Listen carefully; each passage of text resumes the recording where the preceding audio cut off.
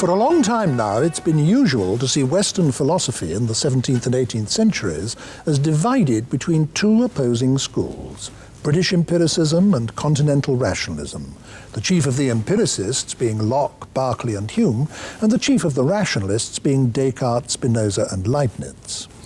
Of the many issues that divided them, the most important, put at its crudest, was this. The rationalists believed that we human beings can acquire important knowledge of reality by the use of our minds alone, by thinking, by pure reason. The empiricists denied this. They insisted that experience was always a necessary ingredient, and that all our knowledge of what actually exists must, in the end, in some way or other, be derived from experience. Again, the traditional view has been that these two opposing schools finally came together at the end of the 18th century and were combined in the work of Immanuel Kant. In this program, we're going to take a look at Spinoza and Leibniz, the two greatest of the rationalist philosophers after Descartes. The first in time was Spinoza, born in Amsterdam in 1632. His family were Portuguese Jews who, in the aftermath of the Spanish Inquisition, emigrated to Holland in search of religious freedom. Spinoza was brought up and educated in an enclosed Jewish community. But he rebelled against religious orthodoxy, and at the age of only 24, he was excommunicated by the Jewish authorities. Fortunately for him, he was a loner by temperament as well as circumstances, and he chose a solitary mode of life in order to do his work. When he was offered a professorship at Heidelberg University, he turned it down. He earned his living grinding lenses for spectacles, microscopes and telescopes, and it's believed that the daily inhaling of glass dust from this occupation aggravated the lung ailment that killed him at the early age of 44. His acknowledged masterpiece, a book entitled Ethics, but in fact dealing with the whole range of philosophy, came out after his death, but in the same year, 1677. A striking feature of this book is that it's modelled directly on Euclid's geometry. Starting from a small number of axioms and primitive terms, it proceeds by deductive logic to prove a long succession of numbered propositions which, taken together, lay out the total scheme of reality. It's often held up as the supreme example of a self-contained metaphysical system whose object is to explain everything. In only the year before his death, Spinoza had a series of meetings with the other philosopher we're going to consider, Leibniz, one of comparatively few instances of two of the greatest philosophers actually meeting each other and having face-to-face discussions. As a personality, Leibniz was a complete contrast to Spinoza, courtier and diplomat, always travelling, honoured in many countries. He was one of the great polymaths of our culture. It was he who coined the notion of kinetic energy. He invented calculus, not knowing that Newton had already done so, and published it before Newton did. In fact, it's his notation, not Newton's, that we use to this day. And he was among the great philosophers. Leibniz was born in Leipzig in 1646 and died in Hanover at the age of 70 in the year 1716. So brilliant was he as a student that he was offered a professorship at the age of 21. But, like Spinoza, he turned it down, though for the opposite reason. He wanted to be a man of the world. He spent most of his life at the court of Hanover, in the service of successive dukes, one of whom became King George I of England, founder of the present British royal family. Leibniz carried out almost every task imaginable for a person in such a position, and his philosophy was, as one might put it, written in his spare time. He wrote an enormous amount, mostly in the form of quite short papers, but published scarcely any of it during his life. He also maintained a voluminous international correspondence, which is now of philosophical importance. Among his outstanding works are The Monadology, The Discourse on Metaphysics, and a book called New Essays Concerning Human Understanding, which is a point-by-point argument with his English near-contemporary John Locke. To discuss the work of Leibniz and Spinoza, I've invited someone who is well known both as a philosopher and as a historian of philosophy, Anthony Quinton, chairman of the British Library, formerly president of Trinity College, Oxford. Anthony Quinton, for clarity's sake, I think we're going to have to deal with our two philosophers separately, but before we start doing that, is there anything that can be said usefully about them jointly? Well, I think there is. The one you've mentioned already, it's a standard piece of tidy, convenient classification. They're the three rationalists who face the three British empiricists, these two opposed triads of thinkers. Descartes, Spinoza, Leibniz, they do have a community of style and purpose. Descartes defined the terms, laid down the agenda, but in a sense the world that Descartes produced by the exercise of pure reason, or the conception of the world that Descartes produced, is a fairly straightforward affair. He does preserve the self in a recognizable form, the human individual. He, in the natural, straightforward terms of his age, produces God, even if it's not a terribly human sort of God. And he preserves the material world in a, broadly speaking, recognizable form, even if deprived of some of its more vivid and colorful and odoriferous attributes.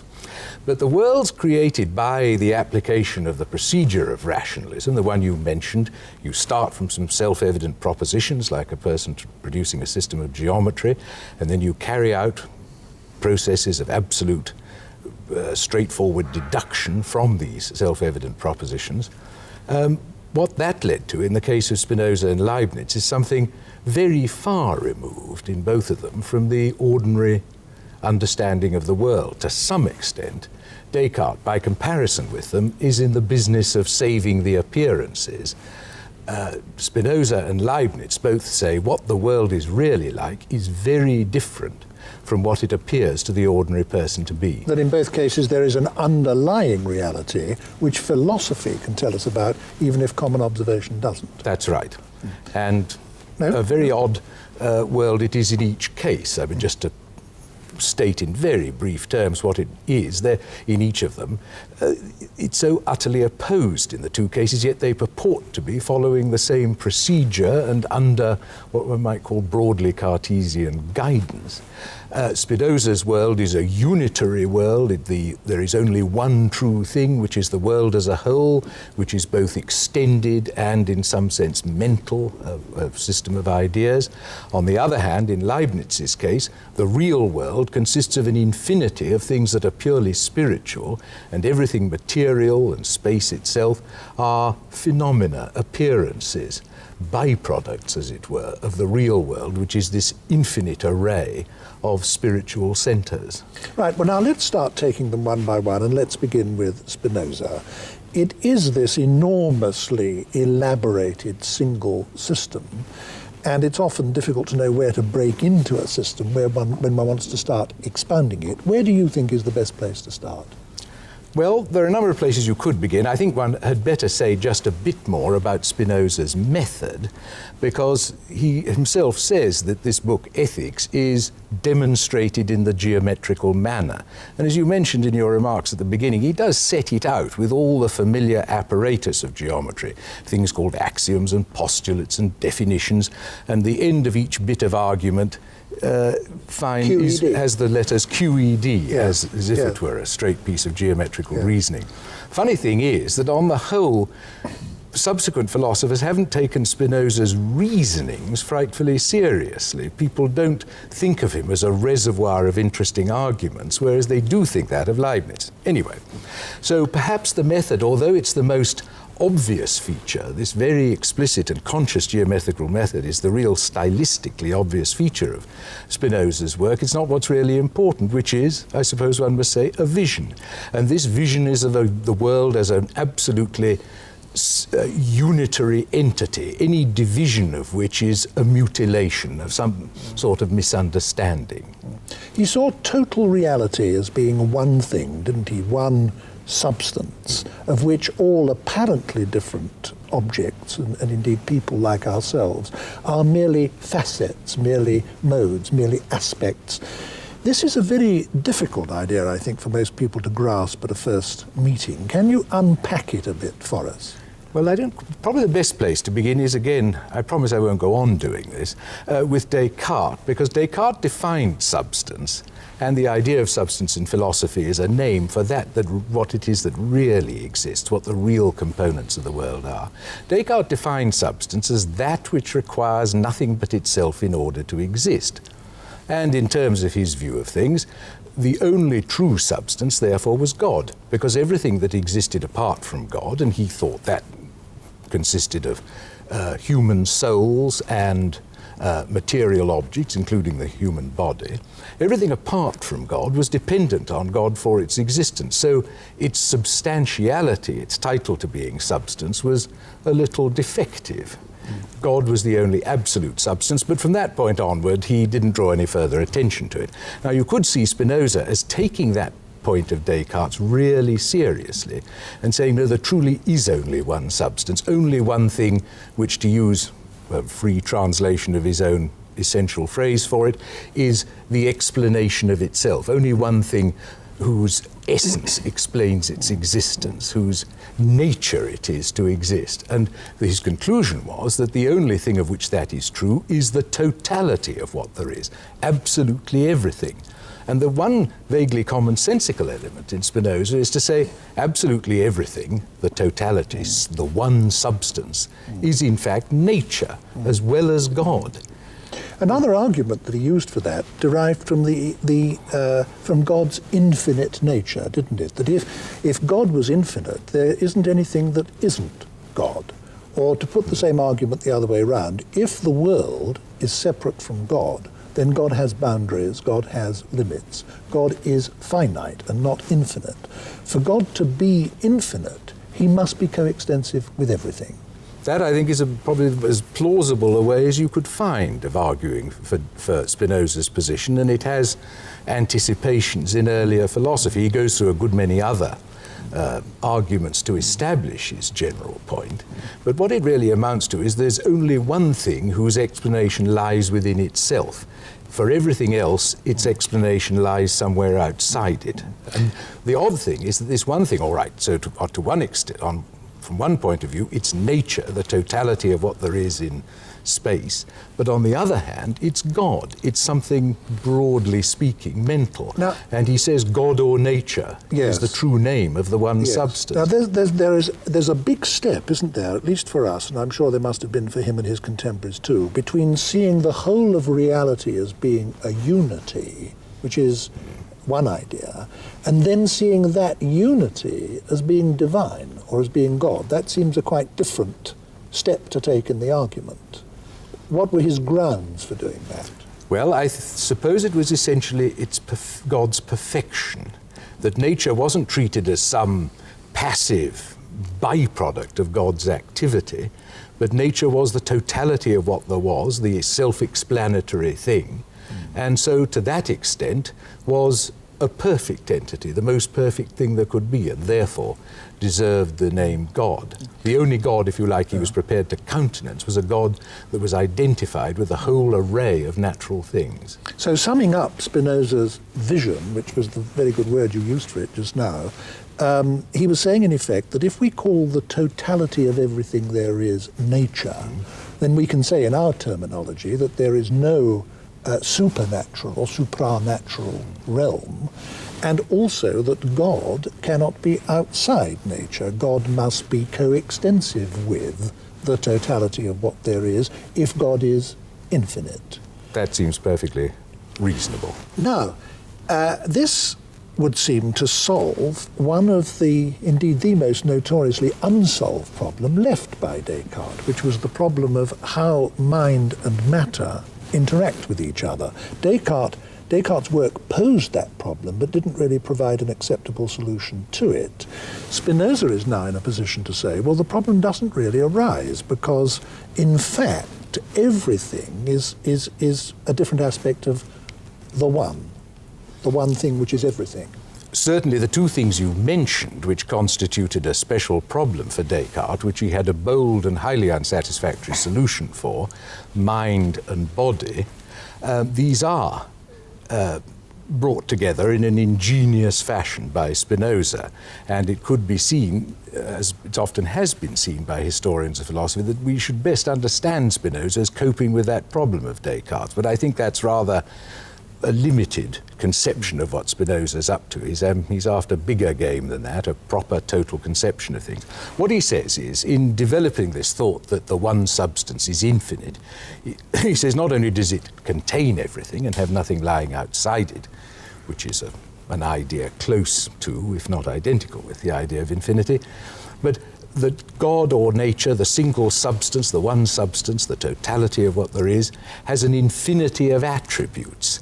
Now this sounds a little puzzling, and it is puzzling, because as it turns out, only two of these attributes are in any way accessible or intelligible to us.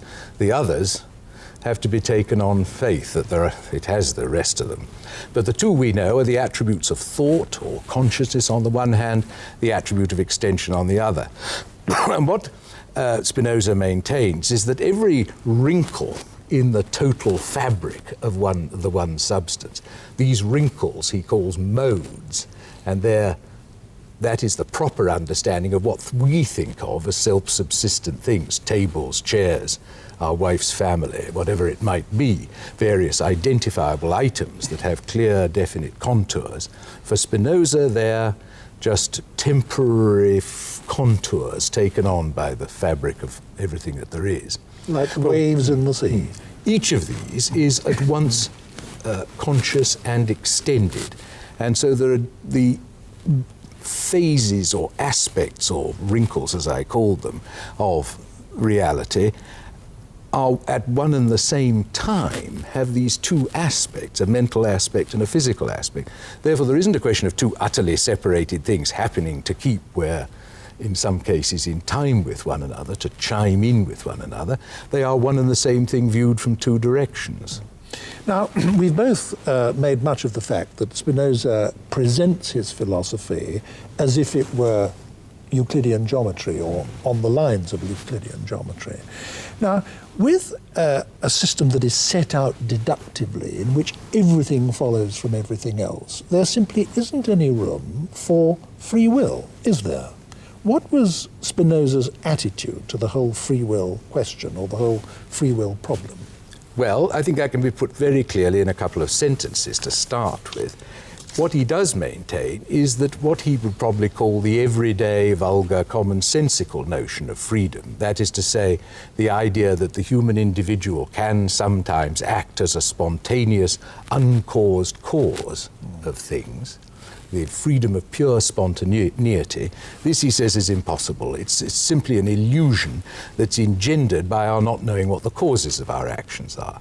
But on the other hand, this is the other sentence, Spinoza says there is such a thing as human servitude or bondage, and that consists in being induced to act by some causes rather than others. There are some causes, we can call them, generally speaking, the passive emotions, things like hatred and anger and so forth, generated in us by the frustrating influence of the world outside us, the parts of the world, I'd better say, that are outside us. And he also believes that we have active emotions, which are those generated by an understanding of our circumstances in the world, a knowledge of what's going on. And the greater our activities are caused by active emotions and the less by passive emotions, the less in bondage we are, because we're more ourselves. I think he was probably the first person in European thought to introduce this very important idea, which in a quite different form is made much of a great deal later by Freud and by psychoanalysis, that discovering what the hidden sources of your actions and emotions are will be, in a sense, liberating, will make you happier, even if it doesn't literally increase your freedom. I think you're right. I mean, you could see Spinoza's attitude to man's position in the world as a Stoic one, the idea that the world around us is not particularly interested in us, therefore we must diminish its power to make us suffer by controlling the emotions it excites in us. That's a Stoic idea, but you're quite right in saying there's something more in Spinoza, because it's not the idea of, by a terrific effort, repressing or overcoming these sad, unfortunate, passive emotions. It's by the exercise of the mind, gaining an understanding of the world which just makes these emotions peter out or fade away, and their place come to be occupied by the active emotions, the most elevated of which, as he describes it, is what he calls the intellectual love of God, which is a rather mysterious business. It's the emotion that attends metaphysical understanding, a total comprehensive understanding of the world. Don't you think there's something paradoxical about the fact that he's commonly thought of as a religious or quasi-religious thinker, in view of the fact that he doesn't believe in free will, he doesn't believe in the immortality of the soul, because he doesn't believe that anything is permanently separate from anything else. He doesn't even believe in the existence of a personal God, because he thinks that the divinity is identical with nature. Is it right, you think, to think of him as a pantheist? Well, I think it's right to think of him as a pantheist, but that, to go back to what you said before, to say that isn't to deny that he's religious. The thing is, there's a very considerable correspondence between many of his views and many of the views of the roughly contemporary British philosopher Thomas Hobbes. But Thomas Hobbes was a man of, in some ways, indestructible cheeriness, but who thought the universe was a pretty gloomy setup. And was, in fact, despite some references to God, I think fairly clearly describable in a literal way as an atheist. Spinoza, on the other hand, his attitudes are religious. It's one of awe and respect for the universe at large. And the thing is, in our Christian civilization, we lay down certain requirements on the religious attitude which are not universally applicable. In other words, it's parochial of us to deny that Spinoza is a genuinely religious person, because the attitudes which in our cultural background are normally adopted towards a personal, wrathful, interested God are, in his case, adopted towards the whole scheme of things. He's religious, if you like, in the way perhaps Wordsworth is religious. One rather dramatic way he had of putting his identification of God with nature, which appeals to me very much, is this. He once said that it's quite right and proper that an individual should love God, but it's absurd that he should want God to love him. It's as if a man were to love nature and expect nature to love him back. That's quite right.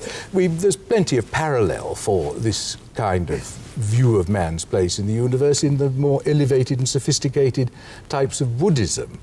But I think on reflection one has to admit that these are, in their total place in the economy of human life, these attitudes are genuinely religious attitudes, even if they're directed towards objects which are not the familiar objects of religious attitudes in our culture. Do you think that Spinoza was in any important degree influenced in all this by his Jewish background? Well, I would have thought so, because just to make two very simple points, or perhaps three, to take up your big Kantian trinity of God, freedom, and immortality. The Jewish God is personal, all right, but on the whole, immortality is not very emphatically central to Jewish religion. And freedom, well, perhaps there's freedom, but in the general domain of the ethical, or the ethical relationship to God, the Jewish religion doesn't have a place for petitionary prayer, for asking God to do things for you. The Jewish view is one of grateful acceptance of what God offers. One's not always seeking favors from God, as the Christian is. One accepts what God has to give one with such tolerance and submission as one can bring to bear. And that is a very Spinozist point of view.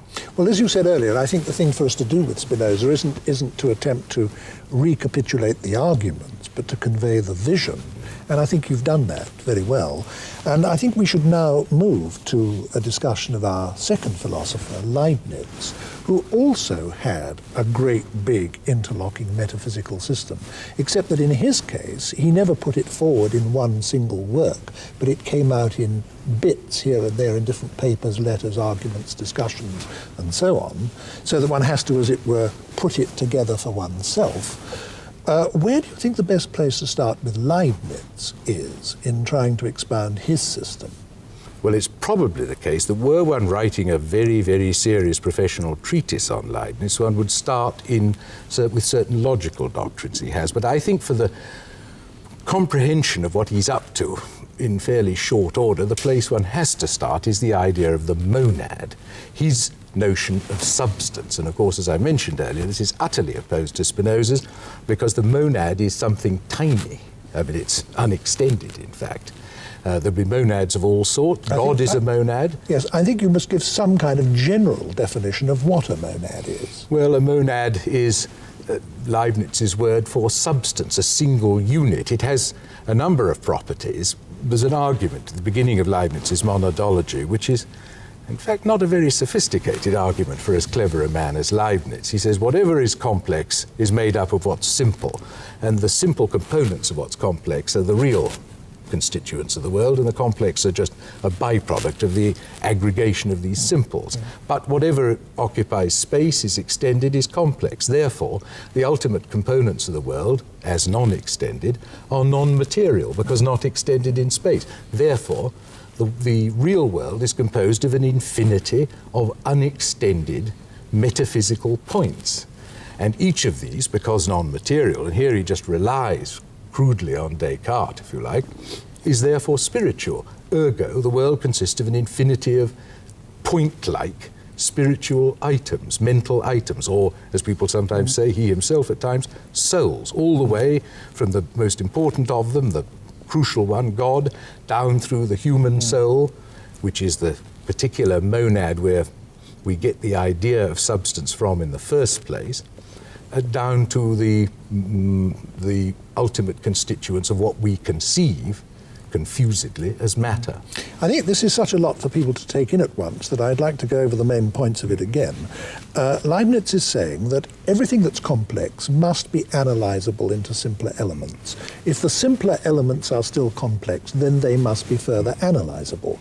And therefore it must be the case that sooner or later you come to simple, not further analyzable constituents of matter or the world or the universe or whatever it might be.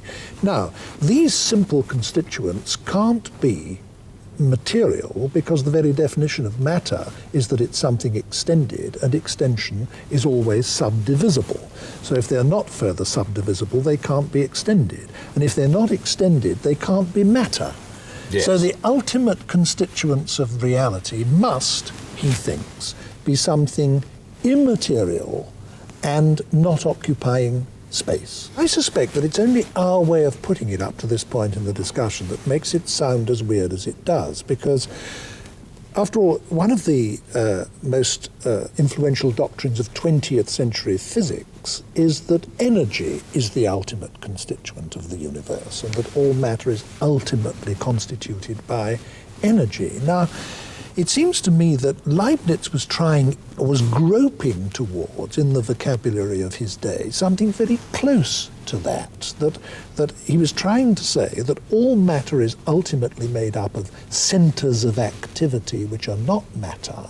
And I think in the 17th century, if you were trying to talk about centers of activity which are not matter, the only vocabulary available to people was the vocabulary of minds, souls, something of that kind. Do you think I'm falling over backwards to save him? No, not at all. I think that Leibniz is in many striking ways a very modern thinker. I mean, when you read him, it's a bit like reading the early Bertrand Russell or Frege or the young Wittgenstein or something. And one of the strikingly modern doctrines, which I think he was the first person to formulate clearly, and which certainly plays a very powerful role in philosophy to this day, is the idea that all meaningful statements must be of one of two kinds. That a statement can either be true in the way that a definition is true, that's to say that if you say something like all bachelors are unmarried, you don't have to carry out a survey of the bachelors in society to see if that's true or not. You know it must be true by virtue of the meaning of the terms. So all you have to examine outside the statement itself is the rules governing the use of the terms in the statement. But there's another kind of statement, like, for example, there's a monkey in the next room.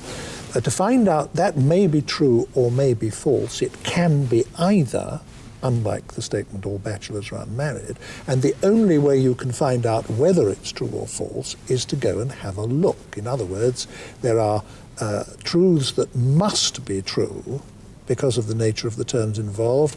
There are other truths which are or are not truths by virtue of the way things are in the world, and therefore that can only be established by experience. And Leibniz was, I think I'm right in saying, the first person thoroughly clearly to expound that dichotomy. Is that not so? That's perfectly correct. You mentioned earlier that Locke was a near contemporary. There's a sort of adumbration of it in Locke, but it's a bit misty. In Leibniz's case, it's absolutely clear and lucid, the distinction between what he calls truths of reason on the one hand, which it would be a contradiction to deny, and truths of fact on the other hand, which it's not a contradiction, or not evidently, at any rate, a contradiction to deny. The trouble is that under the pressure of his metaphysical commitments, the distinction between the two, as it were, evaporates at the margin. Sometimes it's put by saying, well, there are finitely analytic statements or finite truths of reason, which in a finite number of steps can be shown to be such that it would be a contradiction to deny them. But truths of fact turn out to be infinitely analytic in a certain sense. You can never 100% know. We can't know. We can't. Yes. That they're necessarily true, or that it would be a contradiction to deny them. But in spite of the qualifications that you draw, it would be difficult to think of any philosophical doctrine that had been more influential in the last 200 or 300 years. No, because you're quite right, because it was in terms of that distinction, which he proceeded to muddle in a fruitful and interesting, but I would suggest ultimately mistaken way, that Kant set the main problem of his own theoretical philosophy, the critique of pure reason. He wanted to say there was a third type of assertion over and above truths of reason and truths of fact as described by Leibniz. And for a good deal of the 20th century, in slightly different terminology, the distinction between those two things has been absolutely central to philosophy. Some teachers of the subject, when I was younger, used to say, whatever else one does to one's pupils, if one gets that distinction across to them, it's been worthwhile their studying the subject. And that, I think you're quite right in saying, was put onto an altogether new level of clarity and explicitness by Leibniz. Sometimes, because of our somewhat parochial Britishness, we tend to attribute this doctrine to Hume. And it is in Hume, and he probably did work it out for himself on the basis of pointers from Locke, as you say. But the fact is that Leibniz said it half a century before Hume, and said it very clearly, and said it over and over again. Yes, the thing about Hume is it's done in a kind of drawing room, relaxed, rather imprecise manner. The nature of the distinction isn't very precisely worked out, whereas in Leibniz's case, a great deal of energy is expended on making it quite clear what the logical foundations of the distinction are. Yeah.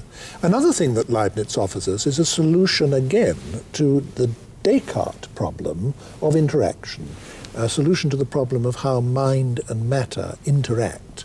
And his solution is entirely different from Spinoza's solution. Can you tell us what it is? Yes, I mean, insofar as it is a solution, it's rather like preventing oneself losing at chess by kicking the table over, because in effect, he says, the matter is not real, matter is phenomenal. And so there isn't any matter in itself for mind to interact with. Everything that really exists is in some degree or other mental in nature. At the lower end, very rudimentary. At our end, quite sophisticatedly mental and, of course, perfect in the case of God, who is a purely mental being, not at all the extended, all-inclusive physical entity of Spinoza's system. Now, if he thought that there was, in fact, nothing sufficiently materially real to interact, how did he explain apparent causality? Because the world does, in fact, seem to consist of things interacting with each other. Well, let me give you the short answer first, because it's going to provoke, I think, a further question. I mean, the short answer is, here are all this infinite array of mind-like entities which constitute the universe. And he says each of these, and this is actually what he says, each of these has a perception, very often a very obscure, confused, and limited perception of all the others. It has a point of view on the whole world. Now, each of these inner worlds of perception, the picture of the world formed in each of these spiritual centers. And one should make it clear that these include us. We're included. Yes. Is correlated. It's different from, but correlated with the perceptions of others, like a whole lot of photographs taken of a scene from different points of view. They all of a wedding group. Some of them that show the back of the head, some of them from the side, some of them from the front, but all the same persons can be identified. Well, likewise, every individual monad has its own perspective on the world.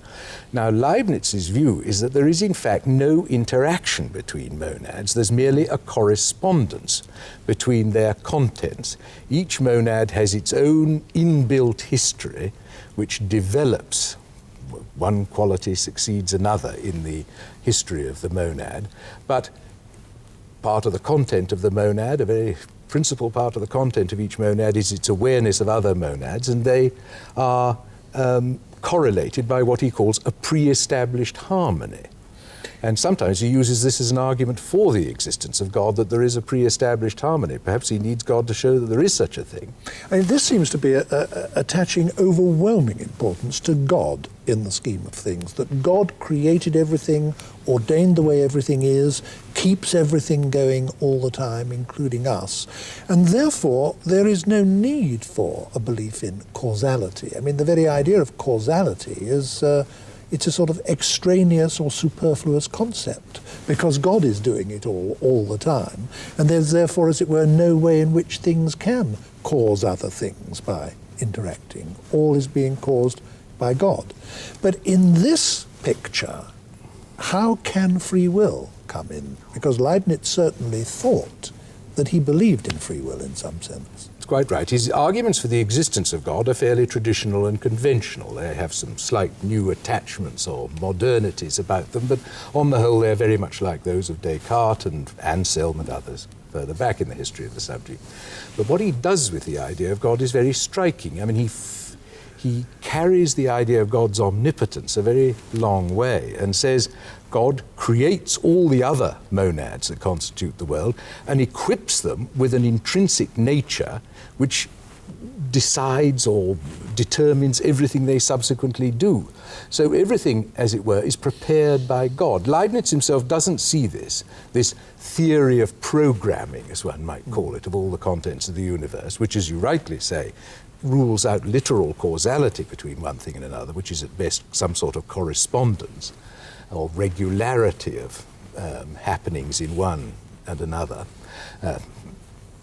Leibniz reconciles this as far as he can with free will, and indeed quite well, because in a way what lack of free will is to be caused to do things by something outside you, to be externally compelled to do something against the grain of your own real nature, you might say.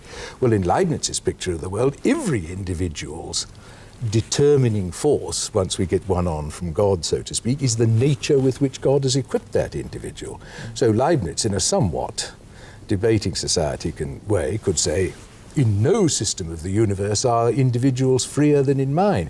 Every individual is perfectly self-determining. What more could you ask for freedom? But let me just make a more sensible comment on that. I mean, I was throwing myself into the metaphysical idiom there. The thing is, it seems to me that it's very difficult for rationalism to allow for anything we'd recognize as human freedom just because of its intellectual ambition.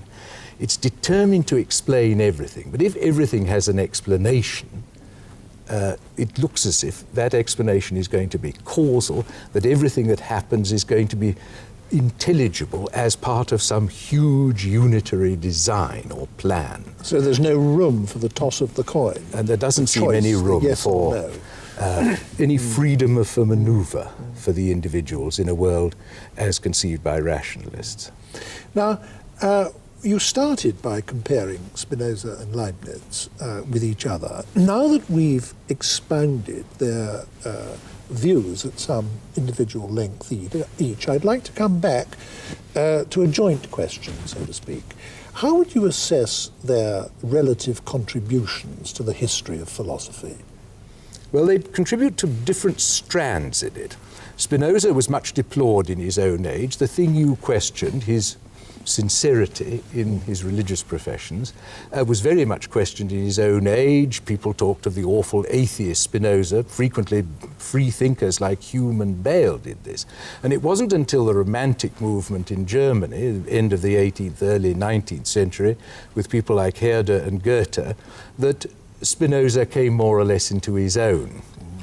And he's always been an object of veneration because of his personal dignity, this unworldly withdrawal from ambition and self-affirmation and cutting a dash and all that. That was utterly foreign to Spinoza. He's a person of great sincerity. His own activities, his own life story is perfectly in accordance with his philosophic doctrines. Yeah.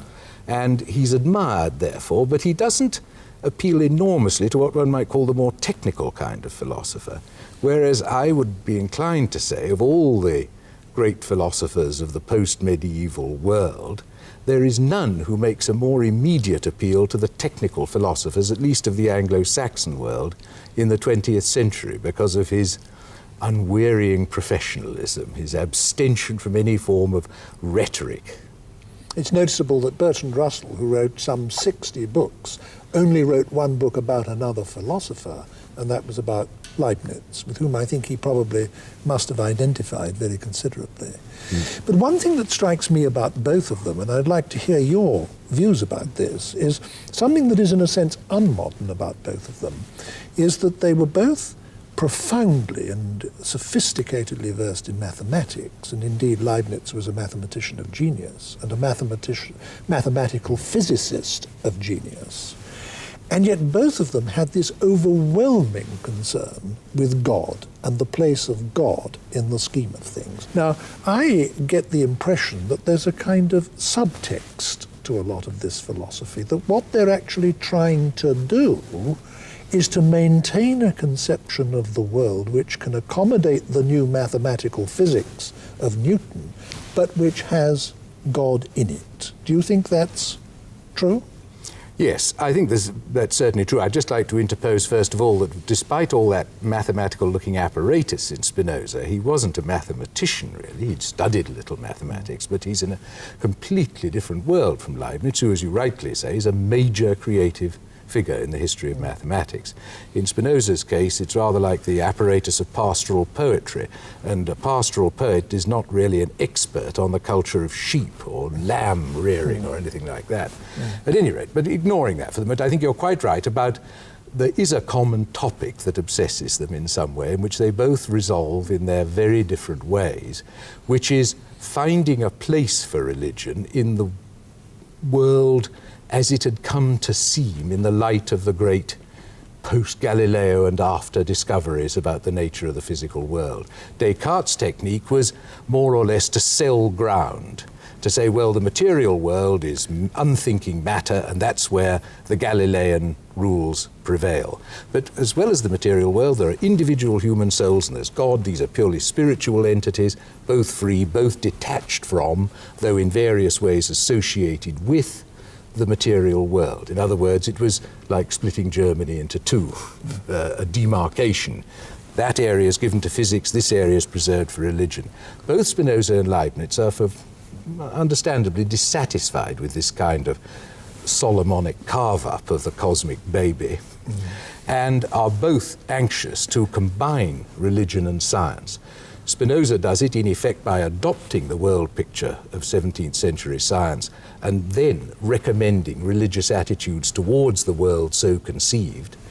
Leibniz, the other way round, wants to say the world is in fact much more, as religion represents it, a much more spiritual affair than science realizes, and yet we can rest the whole of the scientific conception of phenomena on an essentially religious understanding of the world as the working out of the purposes of an infinitely intelligent being, namely God. Thank you very much, Anthony Quinton.